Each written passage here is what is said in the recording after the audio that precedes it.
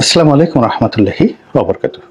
সম্মানিত দর্শক, ডক্টর মোহাম্মদ ইউনূস সরকারের একজন উপদেষ্টা তরুণ মিস্টার মাহফুজ, যাকে এ যুগের সিরাজুল আলম খান হিসেবে অনেকে অভিহিত করার চেষ্টা করেছেন, স্বয়ং ডক্টর মোহাম্মদ ইউনূস তাকে এই আন্দোলনের মাস্টার মাইন্ড হিসেবে পরিচয় করিয়ে দিয়েছেন বিশ্বমঞ্চে।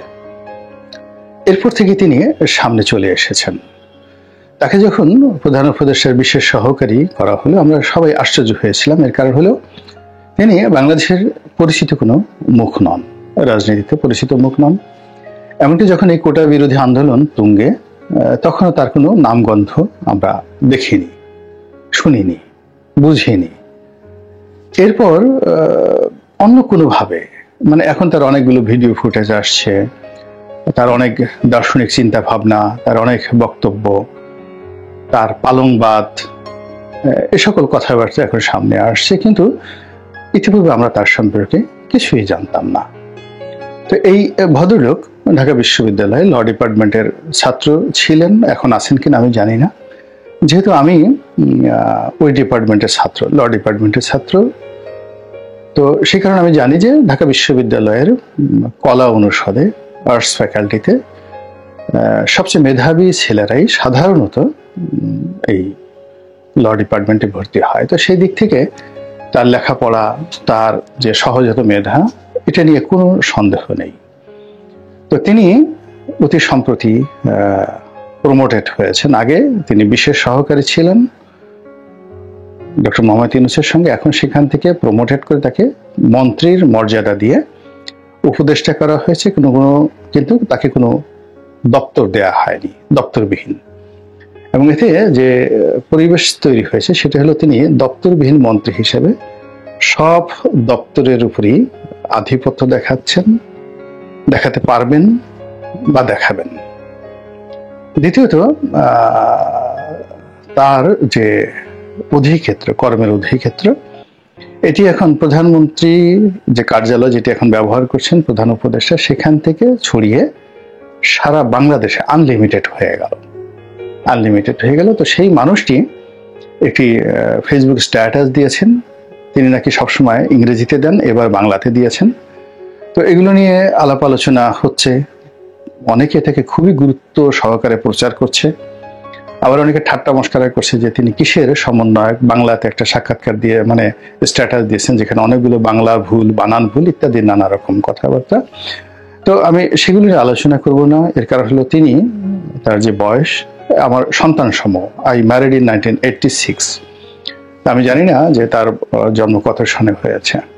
যদি 86 সনের পরে হয়ে থাকে বা 86 সনে হয়ে থাকে, আমার সন্তান সম।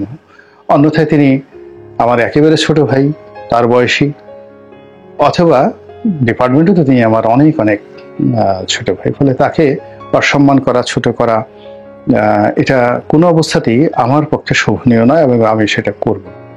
তো আমি তার যে বক্তব্য, আমি কখনোই তাকে নিয়ে আলোচনা করিনি, সহজে তা আলোচনা করিনি। আমি তার নামটা উচ্চারণ করেছি, কিন্তু আজকে তার এই বক্তব্য নিয়ে কথা বলছি এই কারণে যে আলটিমেটলি তিনি যে বক্তব্যটি দিয়েছেন এটি সারা বাংলাদেশে ভাইরাল হয়ে পড়েছে। তিনি যেটি বলেছেন যে একটি অনিবার্য গৃহযুদ্ধ, মানে গৃহযুদ্ধের যে পরিবেশ, এটি তৈরি হয়ে গিয়েছে এবং এই যুদ্ধটা অনিবার্য, এটা হবেই, এরকম তার বক্তব্য। সবাই আলোচনা করেছে, আমি যেটা বলার চেষ্টা করছি আমার মতো করে। 2 নম্বর হলো যে এই যে গৃহযুদ্ধটা, এটি হবে নতুনদের সঙ্গে পুরনোদের। এখন পুরনো বলতে তিনি বয়স্ক মানুষ, the old man, the old culture, এইগুলোর ব্যাপারে বলেননি। তিনি যেহেতু এখানে সমন্বয়ক হিসেবে, উপদেষ্টা হিসেবে, বিশেষ সহকারী হিসেবে একটি বিশেষ রাজনৈতিক মতাদর্শকে তিনি লালন করবেন বা করছেন। তো সেই অর্থে সমন্বয়করা যে রাজনীতি করতে চাচ্ছে এবং তারা যে রিসেট বাটন চেপে অতীতের সকল ইতিহাস মুছে দিয়ে 2024 সনের জুলাই এবং আগস্টের যে বিপ্লব, এখান থেকে একটি নতুন ধারাবাহিক রাজনৈতিক ইতিহাস তারা তৈরি করতে চাচ্ছেন। এবং এটা স্বয়ং প্রধান উপদেষ্টা একাধিকবার তিনি বলেছেন এবং তার সেই রিসেট বাটন চাপা নিয়ে জুলাই আগস্ট বিপ্লব নিয়ে তার এই কথা নিয়ে নানান রকম বিতর্ক হয়েছে।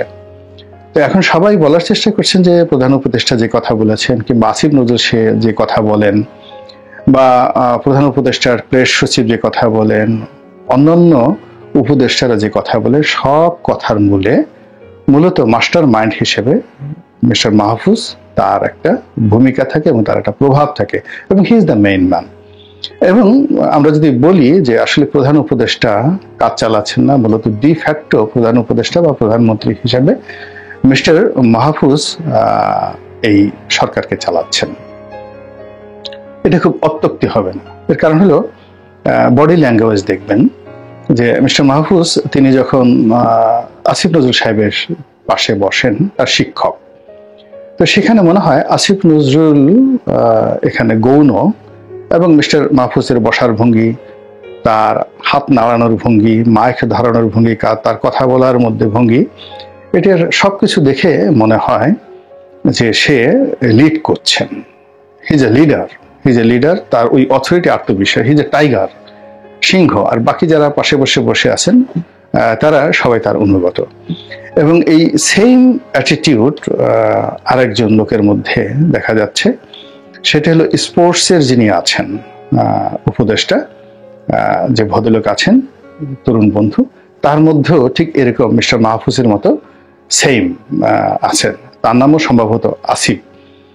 তো তিনি যেভাবে হাঁটেন, সেটা গেঞ্জি পরে যান, ট্র্যাক স্যুট পরে যান, তারপরে যেভাবে কথা বলেন, সেখানেও তার একটা অথরিটি আমরা লক্ষ্য করি। এবং এই দুইজনের মধ্যেই মনে হচ্ছে যে পুরো সরকারকে নেতৃত্ব দেওয়ার যে চাবিকাঠি এই দুজনের হাতে আছে, মিস্টার মাহফুজের হাতে এবং মিস্টার আসিফের হাতে। ভদ্রলোকের নাম, আমার নাম ভুল হলে আপনারা মাফ করবেন। এবং অতি সম্প্রতি আবার তাকে সেই এলজিআরডি মিনিস্টার হিসেবে বা উপদেষ্টা হিসেবে তাকে নিয়োগ দেওয়া হয়েছে, দায়িত্ব দেওয়া হয়েছে। ফলে সরকারের যে সবচেয়ে গুরুত্বপূর্ণ মন্ত্রণালয়, সারা বাংলাদেশের যে উন্নয়ন কর্মকাণ্ড, উপজেলা থেকে শুরু করে ইউনিয়ন পর্যায়ের যত রকম উন্নয়ন কাণ্ড এই মন্ত্রণালয়ের অধীন। এবং এই মন্ত্রণালয়ের অধীনে রয়েছে টিউবওয়েল, জনস্বাস্থ্য, গ্রাম বাংলার রাস্তাঘাট থেকে শুরু করে হাট বাজার থেকে শুরু করে সব কিছু, এবং এদের বাজেট বেশি। তো কাজেই আগামীতে যদি তরুণরা কোনো রাজনৈতিক দল গঠন করে, তাহলে তাদেরকে কাজ দেওয়া, তাদেরকে এস্টাবলিশ করা, এবং তাদের মাধ্যমে স্থানীয় যে কন্ট্রাক্টর শ্রেণী রয়েছেন, স্থানীয় মাস্তান রয়েছেন, চাঁদাবাজ রয়েছেন, তাদেরকে খুশি করা এবং জনগণকে খুশি করা, এই টোটাল কাজটা যে মন্ত্রণালয় করে, এলজিআরডি মিনিস্ট্রি, সেটার দায়িত্ব তাকে দেওয়া হয়েছে। এবং সেই দায়িত্ব দেওয়ার আগে থেকে আমি বলছি যে তার যে পার্সোনালিটি, তিনি যখন সেই যুব ক্রীড়া উপদেষ্টার উপরে বসলেন, তার সঙ্গে সবাই দেখা করতে আসলো। তো তিনি একেবারে পায়ের উপর পা তুলে বসে, ঠিক অনেকটা বেগম খালেদা জিয়ার চাইতেও একটা রাজস্বিক ভঙ্গি নিয়ে তিনি বসে রইলেন, এবং সবাই তাকে হ্যান্ডশেক করবে এই সাহস সবাই পেল না। তিনি সালাম ওইভাবে নিলেন, সবাই তাকে খুব বিনয়ের সঙ্গে দাঁড়ালেন, সালাম দিলেন। এর মধ্যে বড় বড় ফুটবলার থেকে শুরু করে আর অনেক নাম করা ব্যক্তিত্ব স্পোর্টস অঙ্গনের ছিলেন, যারা সর্বজন শ্রদ্ধেয়, তারা সেখানে যাকে বলা হয় তার পাশে বসারও সুযোগ পেলেন না। সামনে সামনে তিনি চেয়ারে বসে, বডি ল্যাঙ্গুয়েজ দেখেই মনে হচ্ছিল he is going to B the next prime minister. তিনি অথবা মাহফুজ, এই দুজনের যে কোনো একজনই ভবিষ্যৎ প্রধানমন্ত্রী হবেন, এবং জানা না প্রধানমন্ত্রী নন, তাদের ব্যক্তিত্ব হবে অনেকটা যাকে বলা হয় বেগম খালেদা জিয়ার মতো, একটা রাজস্বিকতা থাকবে তাদের মধ্যে, এরকম ভাবসাব ফুটে উঠেছে। এবং রিসেন্টলি একটা স্পোর্টস অনুষ্ঠানে দেখলাম যে বাংলাদেশ এবং মালদ্বীপ বা মালয়েশিয়ার কোন একটা খেলা হচ্ছিল। এখানে বাংলাদেশ ফুটবল ফেডারেশনের যিনি নবনির্বাচিত সভাপতি মিস্টার তাবিথ আওয়াল, তো তাবিথ আওয়াল মিস্টার আব্দুল আওয়াল মিন্টুর সন্তান। এদের জন্ম হয়েছে সোনার চামচ মুখে দিয়ে, পড়াশোনা করেছেন আমেরিকাতে, এবং জানা তেনা পড়াশোনা নয়, খুবই ভালো ভালো ইউনিভার্সিটিতে পড়াশোনা করেছেন। তো যদি সামাজিক অবস্থান ধরেন, তাহলে তাবিথ আওয়ালের সামাজিক অবস্থান যদি 133 তলা বিল্ডিং এর উপরে হয়, তাহলে এই যিনি স্পোর্টস উপদেষ্টা হিসেবে যিনি আছেন মিস্টার আসিফ, তার সামাজিক অবস্থানটা এখনো বস্তির সাথেও খারাপ অবস্থাতে। যদি এডুকেশন ধরেন তাহলে ঢাকা বিশ্ববিদ্যালয়ের এডুকেশন আর তাবিথ আউয়াল যে বিশ্ববিদ্যালয়ে পড়েছেন তাদের র্যাঙ্কিং আকাশ এবং পাতালের মধ্যে। তো শিক্ষা গেল, পরিবার বলো, যদি পিতৃ পরিচয় ধরেন আব্দুল আল মিন্টুর, এরপরে যদি নির্বাচন বিএনপির জামানাতে হতো তাহলে তাবিথ আউয়াল একেবারে চোখ বুঝে উত্তর সিটি কর্পোরেশনের মেয়র হতেন, এবং মেয়র হলে তিনি একজন যাকে বলা হয় পূর্ণমন্ত্রীর মর্যাদা সম্পন্ন মেয়র হতে পারতেন, সেই যে 2014 সনে। এই হলো তাবিথ আউয়ালের গ্রেড। অন্যদিকে যদি বিএনপিকে ভবিষ্যতে ক্ষমতায় ধরেন, তারপরে শেষে তারেক রহমান সাহেবকে যদি ভবিষ্যতের প্রধানমন্ত্রী হিসেবে কেউ কল্পনা করেন, তো সেক্ষেত্রে বিএনপির সবচেয়ে প্রভাবশালী তারেক রহমানের কাছে এই মুহূর্তে যে কজন ঘনিষ্ঠজন